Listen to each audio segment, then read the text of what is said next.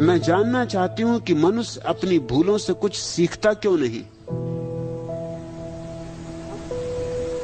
ज्योति, मनुष्य जीता है बेहोशी में, इसलिए पुनरुक्ति होती। मनुष्य जीता है यंत्र की भांति, इसलिए पुनरुक्ति होती। तुम्हें सिर्फ भ्रांति है कि तुम होश में हो, इसलिए वही वही भूलें दोहरती।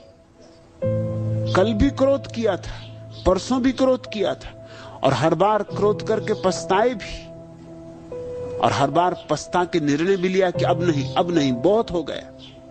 फिर आज क्रोध किया है, फिर पछतावा हुआ है। क्रोध भी पुराना है, पछतावा भी पुराना है।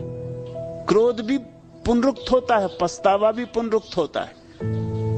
और कल फिर तुम क्रोध करोगी, और कल फिर पछताओगी, और ऐसे ही उम्र तमाम होती, ऐसी सुबह शाम होती। एक बेहोशी है, एक मूर्छा है। हम इस भ्रांति में हैं कि हम जागे हुए। ये जागरण सच्चा नहीं। बुद्धों ने चेतना की 4 स्थितियां कही। जिसको हम जागृत कहते हैं उसे वे कहते हैं तथाकथित जागृत।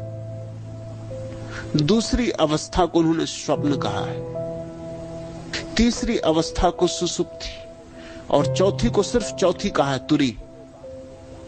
चौथी अवस्था को वे वास्तविक जागरण कहते हैं। आत्म साक्षात्कार वास्तविक जागरण है। मैं कौन हूं, इसका उत्तर तुम्हें मिल जाए। गीता से नहीं, कुरान से नहीं, बाइबल से नहीं, मुझसे नहीं, किसी और से नहीं, स्वयं से। फिर तुम्हारे जीवन में भूलें होंगी ही नहीं, दोहराने का तो सवाल ही नहीं उठता। उस होश से भूलों का कोई पैदा होने का उपाय नहीं। जैसे प्रकाश हो तो अंधेरा नहीं रहता, ऐसे ही आत्म जागरण हो तो भूलें नहीं बचती।